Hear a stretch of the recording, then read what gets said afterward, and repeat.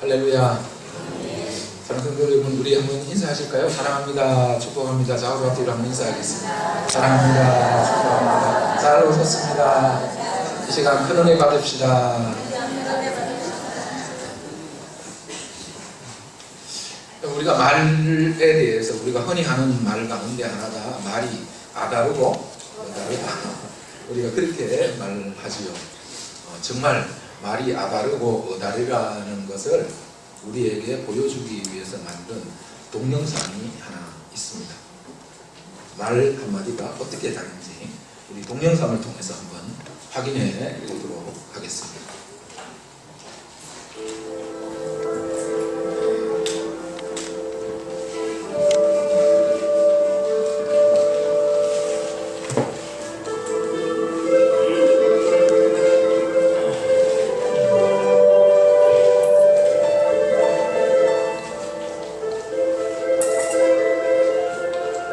나는 장님입니다. 한번 도와주십시오. 그렇게 써져 있습니다.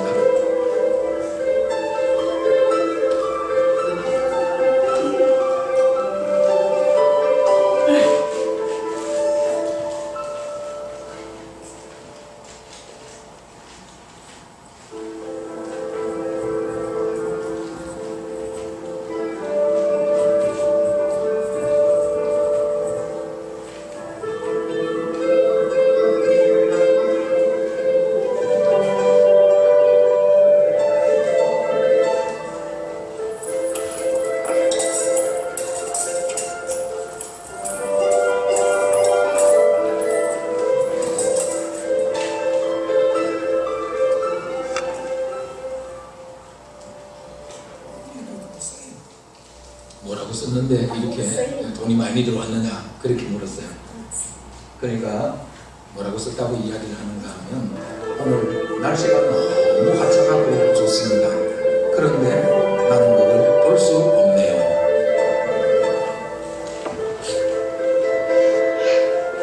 네, 당신의 말을 바꾸라. 그런 동영상입니다. 이건 똑같은 말이죠. 그죠? 한 푼 주십시오 하는 똑같은 말이죠. 그죠? 나는 소경입니다. 한 푼 도와주십시오. 똑같은 말이에요. 그죠? 그런데 그 여성이 쓴 글은 오늘 날씨가 화창하고 너무너무 좋습니다. 그런데 나는 그걸 볼 수가 없네요. 사실은 의미는 똑같은 말이에요. 그죠? 그런데 그 표현이 어떻게 다르냐에 따라서 사람들의 반응이 전혀 다른 것을 우리가 보게 됩니다. 그러니까 사실의 말을 할 때 그만큼 말에 영향력이 없다는 거죠. 무미건조하다는 거죠. 말이라는 게. 그런데 그 말에 감정이 들어가고 그 말에 표현이 들어갈 때에 그 말은 사람을 움직이는 힘이 있다는 것을 우리에게 보여주고 있습니다. 그래서 저 동영상은 우리에게 당신의 말을 바꾸라고 그렇게 충고하고 있습니다. 사랑하는 성도 여러분, 우리는 교회 공동체 안에서 다른 성도들과 함께 더불어서 신앙생활을 하고 있습니다. 우리 교회 공동체 안에서 어떤 말을 하면서 살아야 할까요? 오늘 본문의 말씀은 우리가 교회 공동체 안에서 어떤 말을 하면서 살아야 하는지에 대해서 우리에게 말씀해주고 있습니다. 다시 한번 본문을 읽어보실까요? 무릇 더러운 말은 너희 입 밖에도 내지 말고 오직 덕을 세우는 데 소용되는 대로 선한 말을 하여 듣는 자들에게 은혜를 끼치게 하라. 그렇게 말씀하고 있습니다. 덕을 세우는 말을 하라. 그렇게 말을 하고 있습니다. 그런데 여기에서 덕을 세운다는 말로 이야기를 하면 우리가 개인과 개인 관계에서 서로서로를 세워주는, 덕을 끼치는 그런 말을 하라. 그런 의미입니다. 그런데 이 덕을 세운다는 말, 이 단어가 에베소서에서 3번 써요. 에베소에서 3번 써 있는데 4장 12절에서 어떻게 쓰이는가 하면 4장 12절입니다. 이는 성도를 온전하게 하며 봉사의 일을 하게 하며 그리스도의 몸을 세우려 함이라. 4장 12절에서 이 덕을 세운다는 똑같은 단어가 그리스도의 몸을 세우려 함이라. 그리스도의 몸을 세우는데 이 단어가 쓰여지고 있는 것을 보게 됩니다.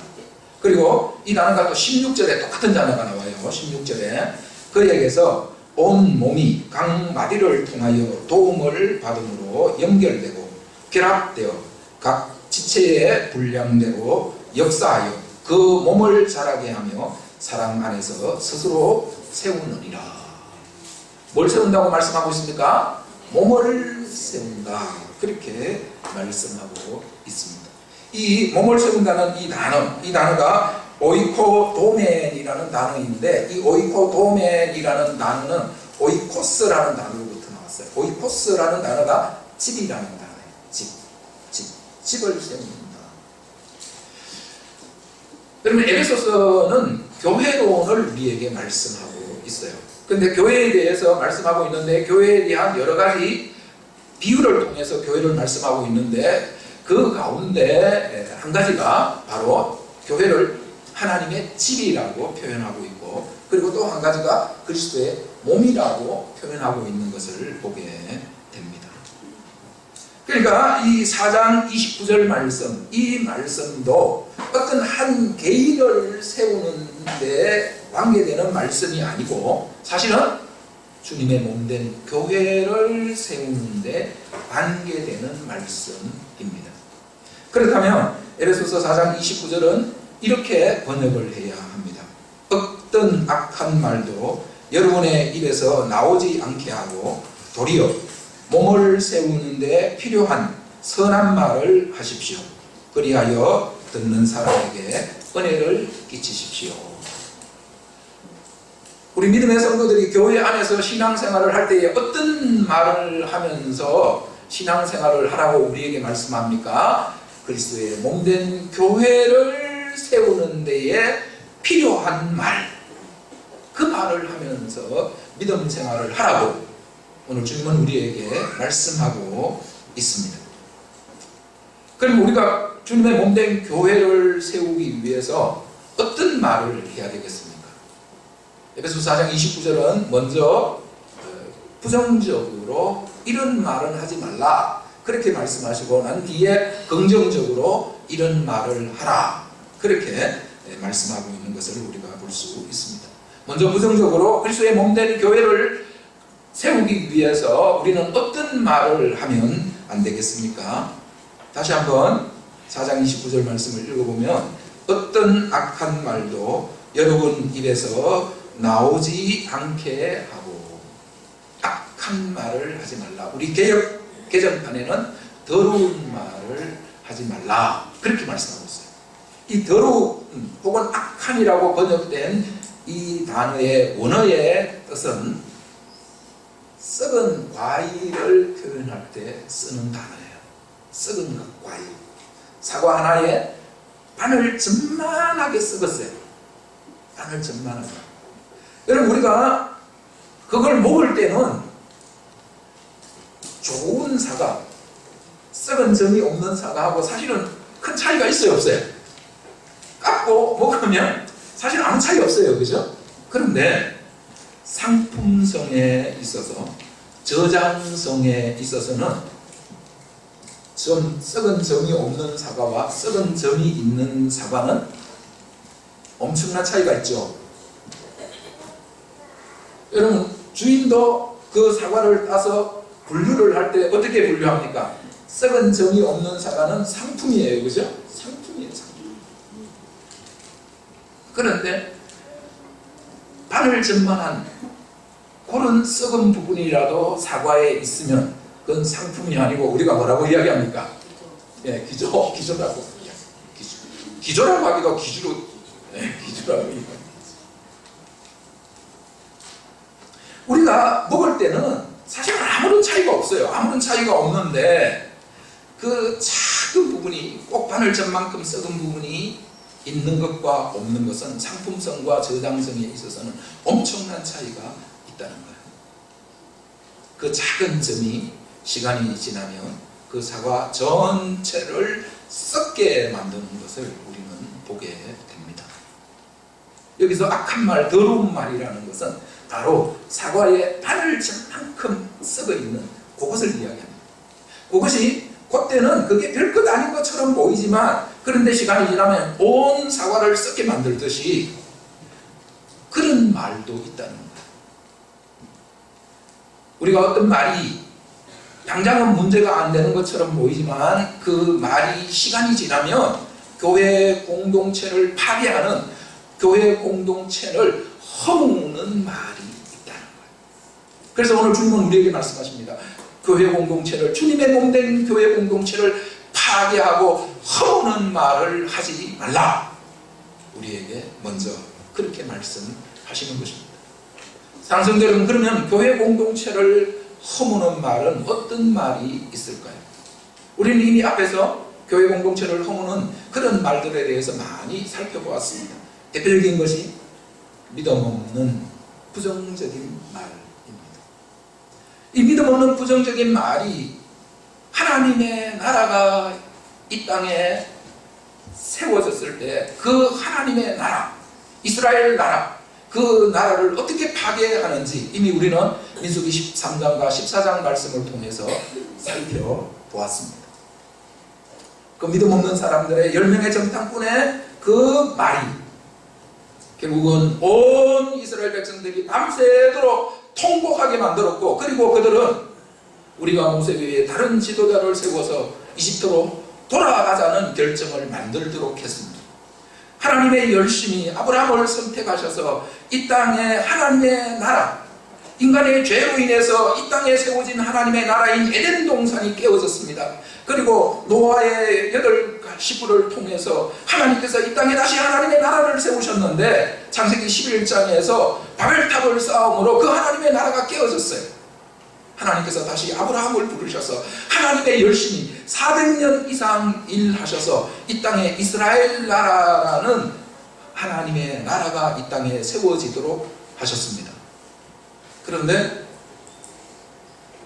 가나안 땅에 들어가 보지도 못하고, 하나님의 나라의 정의를 뭐라고 말씀드렸습니까? 하나님의 백성이 하나님의 땅에서 하나님의 통치를 받아 하나님의 복을 누리는 것이다. 하나님의 백성이 만들어졌어요. 이집트에서 만들어졌어요. 그래서 하나님은 이제 하나님의 백성이 만들어졌기 때문에 이 땅에 하나님의 나라를 세우시기 위해서 그 백성을 이집트에서 탈출시키셨습니다. 탈출시키신 목적은 하나님의 백성들을 하나님의 땅인 가나안에 데려가시기 위해서 하나님은 이스라엘 백성들을 이집트에서 이끌어내셨습니다. 그런데 그 백성들은 믿음 없는 부정적인 말을 함으로 인해서 하나님께서 너희 말이 내 귀에 들린 대로 내가 너희에게 그대로 해주겠다, 그렇게 말씀하심으로 말미암아 가데스 바네아에서 38년 동안 출애굽한 목적이 뭡니까? 이 가나안하기 위해서, 가나안 땅에 들어가기 위해서 출애굽한 거예요. 그죠? 그런데 38년 동안 가데스 바네아 그 광야에 머무는 모습을 우리는 보게 됩니다. 왜 머물렀습니까? 출애굽할 당시에 20세 이상의 사람들이 다 죽도록 기다리느라. 그래서 38년 동안 무슨 일이 났습니까? 먹고 싸고 죽고의 역사가 그 가데스 바네아에서 반복되는 것을 우리는 보게 됩니다.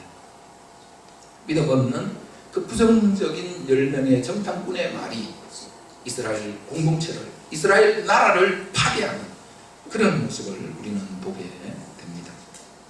그런 말 하지 말라는 것, 주님의 몸된 교회를 파괴하는 그런 말을 하지 말라는 것입니다. 또 다른 성도들을 험담하고 뒤에서 수근수근하는 말, 그 말들이 우리 교회 공동체를 어떻게 파괴하는지를 우리는 이미 잘 알고 있습니다. 다른 성도들을 비난하고 욕하는 말이 주님의 몸된 교회 공동체를 어떻게 파괴하는지 우리는 신앙생활하면서 많은 경험을 하였습니다. 그리고 어떤 성도를 거짓말로 모함하고 그렇게 하는 말이 주님의 몸된 교회를 어떻게 파괴하는지 우리는 익히 신앙생활을 통해서 잘 알고 있습니다. 주님의 몸된 교회 공동체를 허무는 말이 더러운 말이고 악한 말이라고 주님은 우리에게 말씀하십니다. 주님의 몸된 교회를 어지럽게 하고 분쟁이 일어나게 하고 혼란스럽게 하는 그런 말들이 바로 더러운 말이고 악한 말이기 때문에 주님은 그런 말을 우리 입 밖에도 내지 말라고 오늘 우리에게 말씀하고 계십니다. 사랑하는 성도 여러분, 저와 여러분의 교회 안에서의 언어 생활이 주님의 몸된 교회를 허물고 파괴하는 그런 말은 우리 입 밖에도 내지 않는 그런 하나님의 은혜가 있으시기를 축복합니다. 그러면 교회 공동체를 세우기 위해서 우리는 긍정적으로 어떤 말을 해야 할까요? 선한 말로 은혜를 끼치라, 그렇게 말씀하고 있습니다. 한번 따라하실까요? 선한 말로 은혜를 끼치라. 에베소서 4장 29절, 어떤 악한 말도 여러분 입에서 나오지 말게 하고 도리어 몸을 세우는 데 필요한 선한 말을 하십시오. 그리하여 듣는 사람에게 은혜를 끼치십시오. 주님의 몸된 교회를 세우는데 필요한 말을 하는 거예요. 필요한 말을 하는 거예요. 여러분, 이게 중요한 거예요. 주님의 몸된 교회는 저절로 세워지지 않는다는 거예요. 주님의 몸된 교회는 그 몸을 이루고 있는 성도들이 세우는 거라는 거예요. 성도들이 세우는데 어떻게 세우느냐?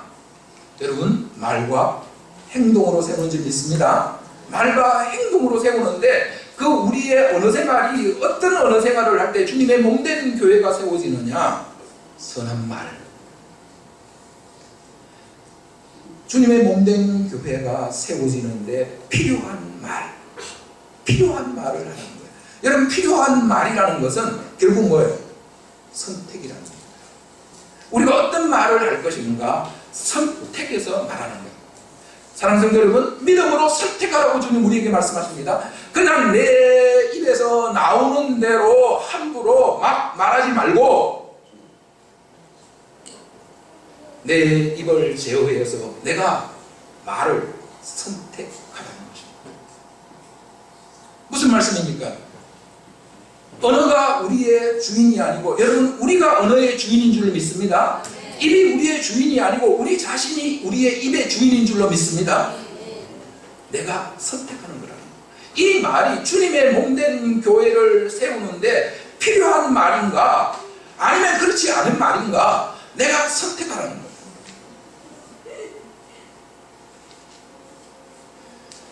주님의 몸된 교회 공동체를 세우는 데 있어서 필요한 말, 여러분, 그 말은 어떤 말이겠습니까?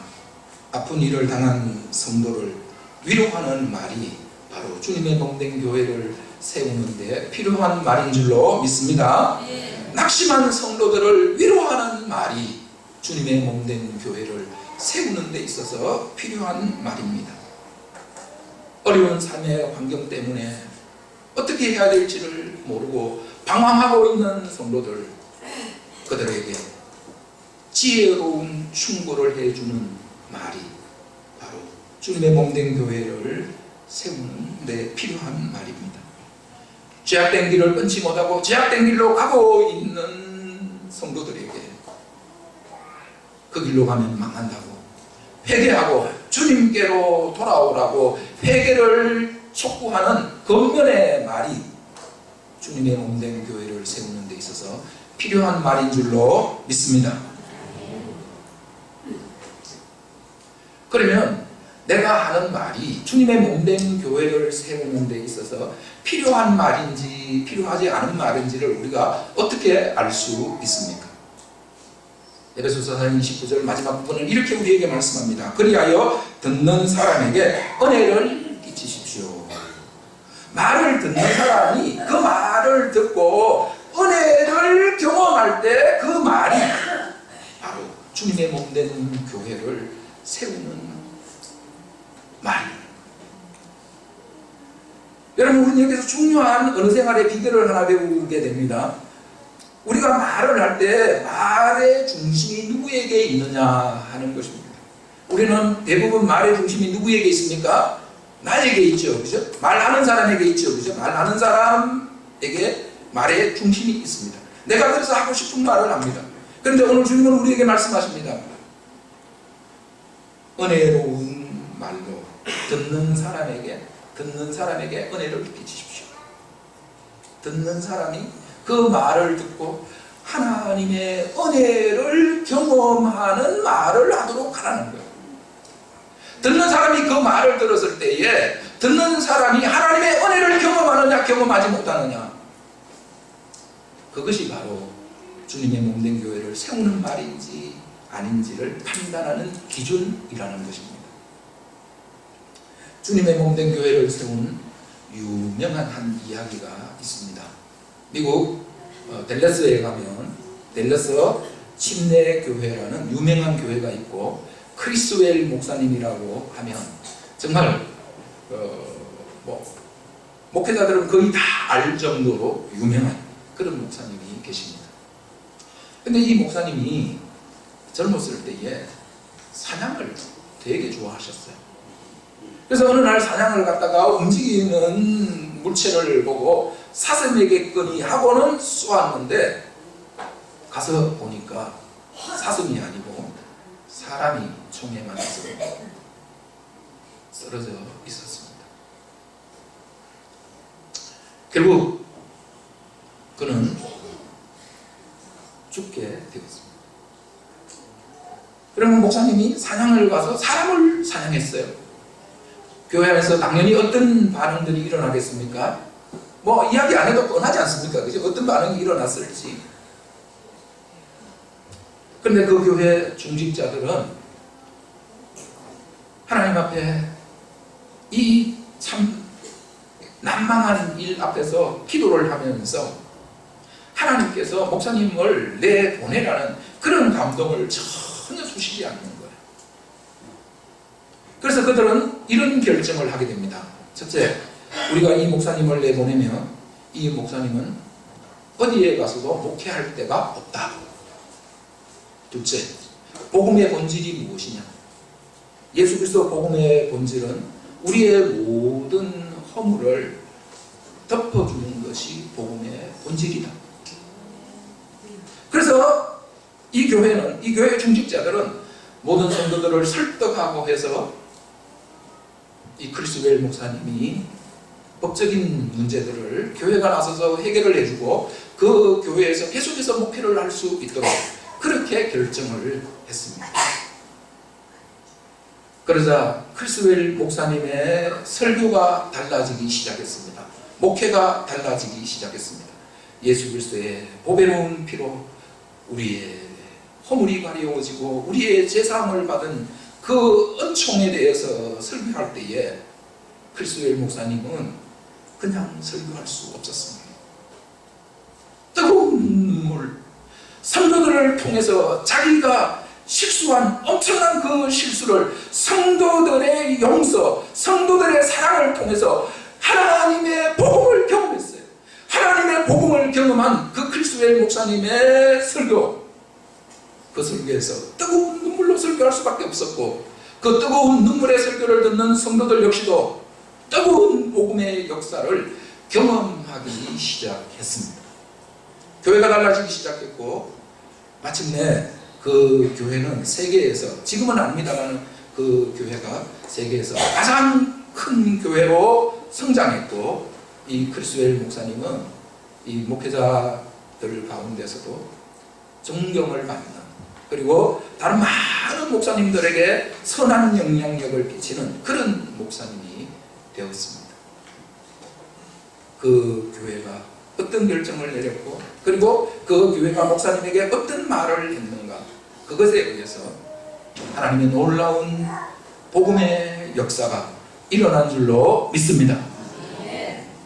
사랑하는 성도 여러분, 저는 오늘 이 말씀을 사실은 준비를 하면서 한 주간 동안 굉장히 무거운 마음으로, 그리고 제 자신을, 그리고 제가 목회하고 있는 우리 교회를, 그리고 한국 교회를 생각하면서 우리는 지금 어떤 교회인가? 여러분, 교회가 어떻게 출발했죠? 주님께서 피로 값주고 사신 줄로 믿습니다. 복음에 의해서 교회가 시작이 되었어요. 여러분, 우리 가운데 여기에 누구도 도덕에 의해서, 윤리에 의해서 여기에 온 없는 사람 아무도 없는 줄로 믿습니다. 제가 목회자가 된 거 도덕적으로 윤리적으로 김 목사 너가 이런 죄를 지었고 이런 잘못을 했고 그렇게 판단받고 정죄받아서 제가 여기에 있는 것이 아니고 예수 그리스도의 복음의 은혜에 의해서 죄사함을 받고 용서함을 받고 새로운 인생을 살 수 있는 기회를 주신 하나님의 그 놀라운 은혜에 의해서 제가 오늘 여기에 있는 줄로 믿습니다.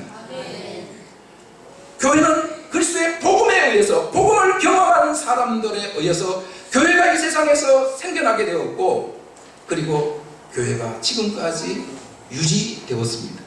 교회를 유지한 힘은 율법이 아니고 도덕이 아니고 윤리가 아니고 오직 예수 그리스도의 십자가의 은혜, 십자가의 복음인 줄로 믿습니다. 근데 사랑하는 성도 여러분, 오늘 우리 모습은 어떻습니까? 오늘 우리 교회의 모습은 어떻습니까? 복음을 경험해서 그 복음의 은혜 때문에 우리가 모였는데 오늘 우리 교회 가운데 오늘 한국교회 가운데 이 복음의 은혜의 역사가 물이 이 땅을 덮음같이 바다의 파도가 덮음같이 그렇게 복음의 은혜의 역사가 이 땅을 덮고 가고 있는지 아니면 도덕적이고 윤리적인 판단과 정죄와 율법이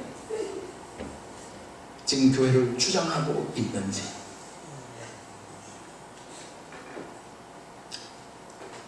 사랑하는 여러분, 오늘 우리 가정생활에서 부부간 관계 속에서 우리 성도들도 서로 사이에서 여러분 우리는 복음을 따라서 살아가고 있습니까? 아니면 율법의 지배를 받으면서 우리는 살아가고 있습니다.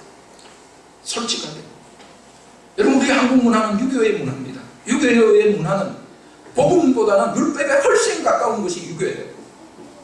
그래서 우리 기억에 어릴 때에 우리 부모님으로부터 받았던 교육, 저도 유교 집안에 엄한 교육을 받았습니다. 유교 집안에 엄한 교육 생각나는 건 뭐밖에 없습니까? 맞은 것밖에 생각 안 나요. 뭐 잘못했다고 맨날 종아리거든.